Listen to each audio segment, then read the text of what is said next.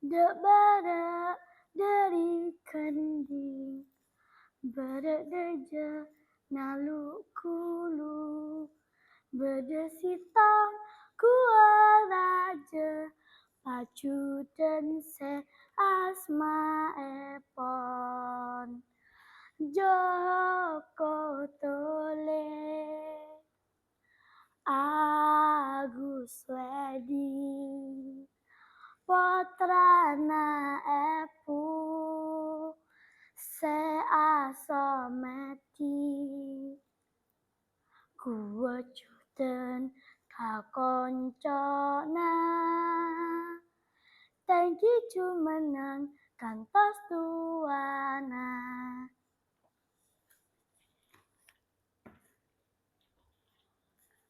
Assalamualaikum teman-teman. Hai, apa kabar hari ini? Perkenalkan, nama saya Mikaela Sindian Putri. Saya bersekolah di SDN Pangerangan 1 Sumeneb. Nah, teman-teman, siapa yang tahu daerah penghasil garam ada di mana nih? Ya benar, daerah itu adalah di Pulau Madura. Di pulau penghasil garam ini ada cerita menarik juga loh. Judulnya Joko Tole. Cerita ini saya ambil dari Dongeng Joko Tole, Dongeng Indonesia dan TV Indonesia. Simak baik-baik ya ceritanya. Joko Tole.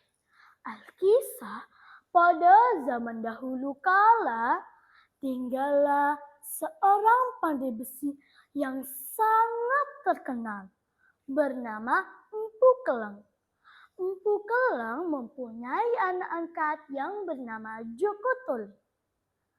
Ayah Joko Tole sebenarnya adalah raja loh yang sedang bertapa di hutan. Sementara itu, ibunya juga bertapa di tempat lainnya.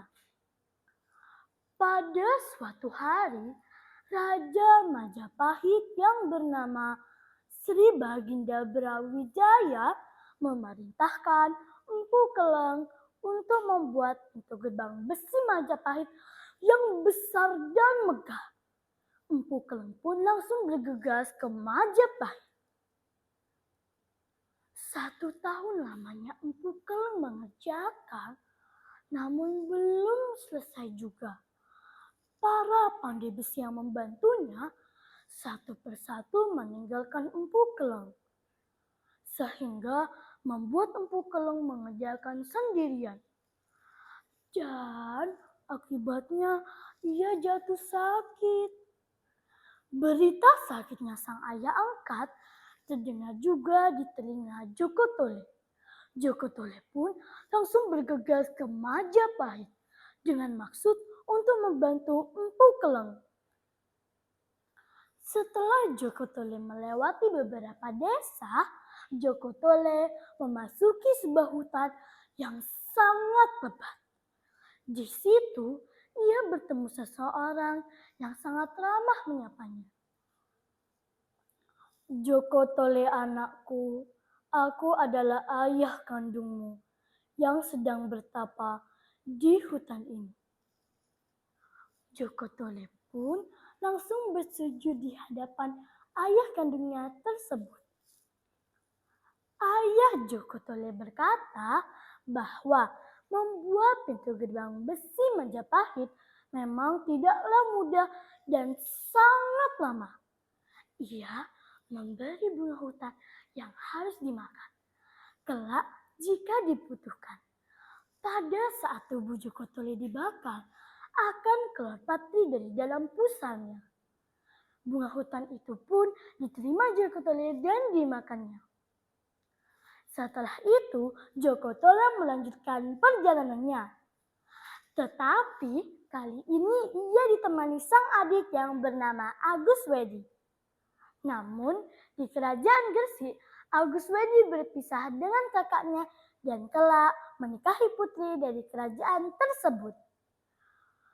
Sementara itu, Sri Baginda Brawijaya murka sebab pintu gerbang pesanannya tidak juga rampung. Besok pagi pintu ini harus sudah selesai. Kalau tidak, kalian semua harus menanggung akibatnya. Ujar sang raja kepada seluruh pandai besi. Mereka semua pun merasa sangat ketakutan. Izinkan saya yang menyelesaikannya, Baginda. Tiba-tiba Joko Tole berkata seperti itu dan membuat kaget Baginda. Memang dengan cara apa kamu menyelesaikannya? Tanya Baginda tidak percaya. Dengan membakar tubuh saya, Baginda. Semua orang yang ada di sana pun tidak percaya. Namun Joko Tole berhasil meyakinkan mereka dan akhirnya mereka semua percaya. Menjelang tengah hari, tubuh Joko Tole dibakar. Ajaib! Dari dalam pusarnya keluarlah cairan putih yang bisa merekatkan dengan kuat dari bagian pintu gerbang tersebut. Setelah tubuh Joko Tole dibakar, tubuh Joko Tole direndam ke dalam sebuah kolam. Dan akhirnya pengerjaan itu selesai juga. Sri Baginda Brawijaya puas adanya.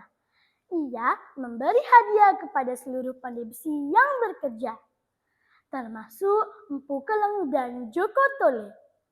Hadiah yang menjadi bagian Joko Tole ia persembahkan kepada sang ibunda tercintanya yang dititipkan kepada Empu Keleng yang kembali ke Madura. Sementara itu, Joko Tole menetap di Majapahit dan diangkat menjadi panglima. Nah, pesan moral dari cerita ini adalah pengorbanan tulus yang diberikan kepada orang lain akan membuahkan hasil yang menyenangkan dan berarti. Nah, teman-teman, sekian tutur cerita dari saya. Wassalamualaikum warahmatullahi wabarakatuh.